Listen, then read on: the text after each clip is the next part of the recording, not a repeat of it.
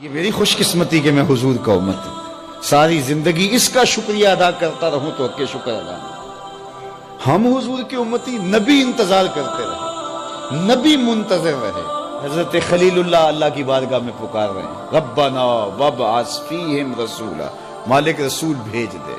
کوئی کہتا ہے لیسا بفظ ولا بغلظ، وہ ترشرو نہیں ہوگا، سخت مزاج نہیں ہوگا، ماتھے پہ شکنے لانے والا نہیں ہوگا، وہ پیار بانٹنے والا ہوگا. بس وہ آیا جا رہا ہے. حضرت عیسیٰ نے تو نام بھی بتا دیا نا، مبشرا برسول یاتی من بعد اسمہ احمد.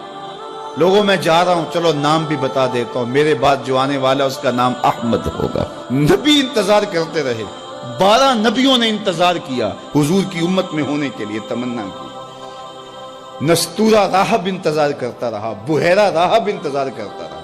شب ہجر کی سختیاں کوئی اس سے جا کے پوچھے، تیری راہ تکتے تکتے جسے صبح ہو گئی. زندگیاں گزار دی انہوں نے. سلمان فارسی کی کہانی سن لو. مجوسی کے بیٹے تھے، حق کی طلب میں نکلے، باپ نے گھر سے نکال دیا.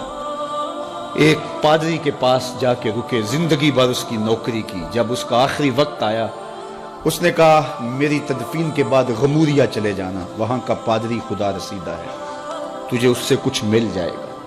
کہتے میں وہاں سے غموریا آ گیا. پھر اس پادری کی ساری زندگی خدمت کی. جب وہ مرنے لگا تو اس نے کہا کوئی ایسا شخص نہیں ہے جس کے پاس اب میں تجھے بھیجوں، لیکن نبی آخر الزمان کے ظہور کے لمحے آ گئے. تو یہاں سے یثرب چلا جا، وہ اس نبی کی ہجرت گاہ ہوگی. تیری زندگی سنور جائے گی. تو نے بڑی محنت کی ہے، بڑی نوکری کی ہے میری. کہتے میں نے اس کو کہا کہیں ایسا نہ ہو میں دھوکہ کھا جو مجھے کوئی نشانی بتا دے. اس نے کہا 3 نشانیاں. ایک صدقہ نہیں لے گا، دوسرا ہدیہ رد نہیں کرے گا، تیسرا 2 کندھوں کے درمیان مہر نبوت ہو. کہتے ہیں میں نے اس کی تدفین کی. یثرب کی جانب جاتے ہوئے ایک قافلے میں شامل ہو گیا. انہوں نے مجھے پکڑ کے اپنا غلام بنا لیا، لیکن میرے پہ مہربانی یہ کی کہ مجھے بیچا جا کے مدینے میں. ایک یہودی نے مجھے خرید لیا. میں اس کے باغ میں گوڈی کرتا تھا، کام کرتا تھا، کھجوریں توڑتا تھا، لیکن میں انتظار میں تھا کہ کبھی وہ نبی آخر زمان آئے تو مجھے دید ہو. کبھی عرش پر، کبھی فرش پر، کبھی ان کے در، کبھی در بدر. غم عاشقی تیرا شکریہ، میں کہاں کہاں سے گزر گیا.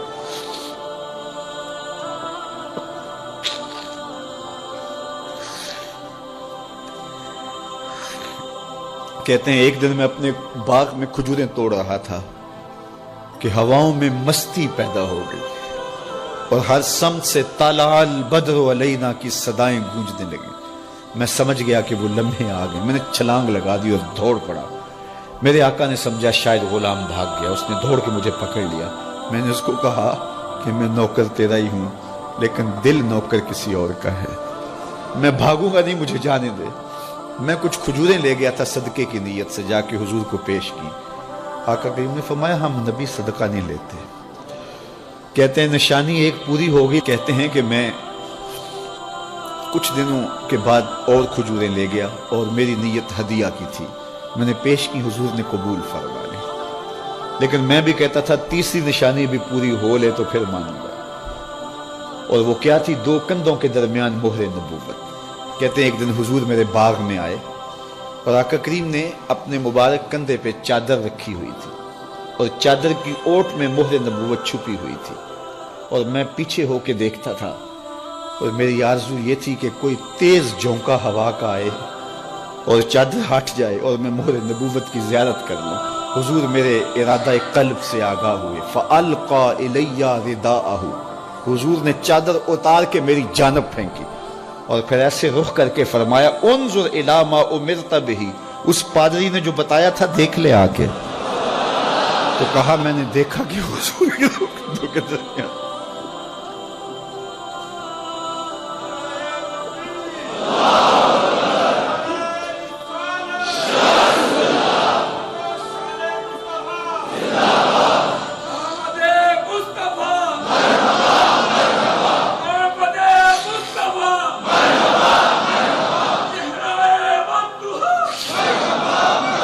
شب ہجر کی سختیاں کوئی اس سے جا کے پوچھے، تیری راہ تکتے تکتے جسے صبح ہو گئی.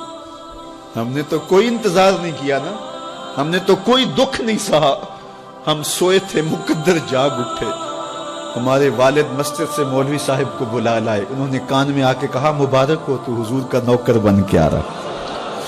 میرے والد گرامی ایک شعر جھوم کے پڑھا کرتے تھے، محمد جانے جانا ہے، پیغمبر ہو تو ایسا ہو، رسولوں کی بشارت سے مبشر ہو تو ایسا ہو، امر توقیر کا سب کو موکر ہو تو ایسا ہو، کیا ہم کو غلام ان کا مقدر ہو تو ایسا ہو۔ میں اپنے مقدر پہ قربان نہ جاؤں، آپ اپنے مقدر پہ نثار نہ جائیں، ہمیں وہ نبی ملا جو نبیوں کا نبی ہے۔ بنو سعد کے مقدر بھی جاگ اٹھے۔ اللہ اکبر، کیا وہ خوش نصیب وادیاں تھیں، کیا وہ خوش بخت پہاڑ تھے بنو سعد کے، جہاں حضور نے زندگی کے ابتدائی سال گزارے۔ اللہ اکبر۔ حضرت حلیمہ سعدیہ کہتی ہیں جب میں حضور کو گھر لے گئی تو میرے گھر میں روشنیاں آ گئیں۔ باقاعدہ عورتوں نے کہا حلیمہ تو اتنی امیر ہو گئی ہے، رات کو بھی دیا نہیں بجھاتی۔ بڑے امیر کبیر گھرانوں میں بھی رات کو لوگ دیا بجھا دیا کرتے ہیں، لیکن تو اتنی ہی امیر ہو گئی ہے کہ رات کو بھی تیرے گھر کا دیا نہیں بجھتا۔ تو حلیمہ سعدیہ نے کہا آؤ میں تمہیں بتاؤں میرے گھر میں دیا کون سا روشن۔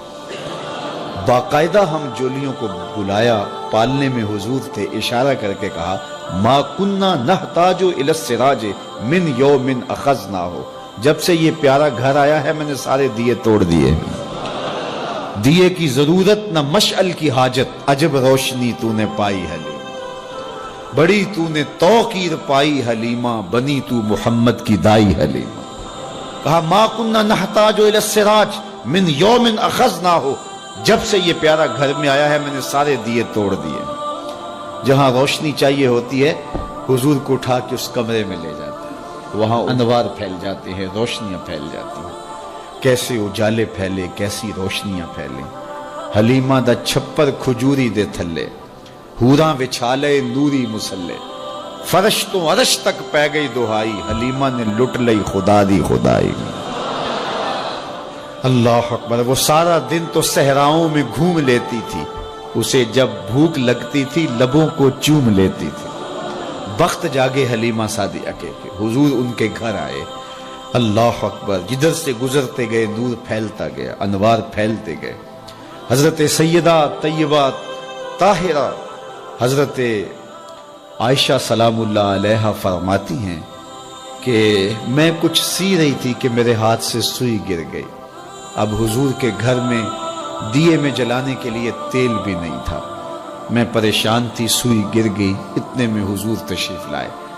حضور مسکرائے، کہتی ہے میں نے گمی ہوئی سوئی تلاش کر لی۔ اللہ اکبر۔ تو یہ روشنی تھی، یہ انوار تھے۔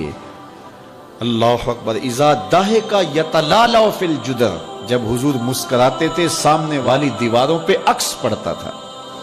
اللہ اکبر۔ جب مسکراتے تھے نور پھیل جاتا تھا۔ اذا تکلم رؤیا کالنور یخرج من بین ثنایاہ، حضور کے سامنے والے دانتوں میں ہلکا سا فاصلہ تھا، اور جب آقا کریم گفتگو کرتے تھے وہاں سے نور کی کرنیں چھن چھن کے نکلتی تھیں، انوار پھیل جاتے تھے۔ ایسا نوری ماحول، ایسا نورانی چہرہ۔ حضرت ابو ہریرہ بولے کل قمر لیلۃ البدر لم ارى قبلہ ولا بعدہ مثلہ، کیا پوچھتے ہو؟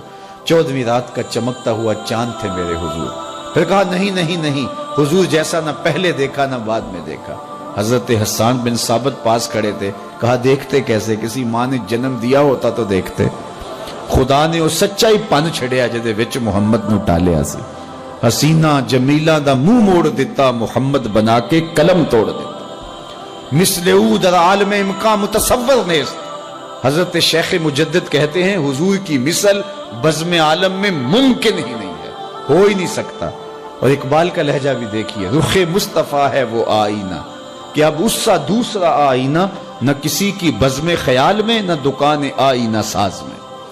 تو وہ پیکر تراشا، وہ پیکر تراشا، مکھ چند بدرشا شانی ہے، متھے چمک دی لاٹ نورانی ہے، کالی زلف تیک مستانی ہے، مخمور رکھی ہند مد بھری، کیسا جمال دیا، کیسا حسن دیا۔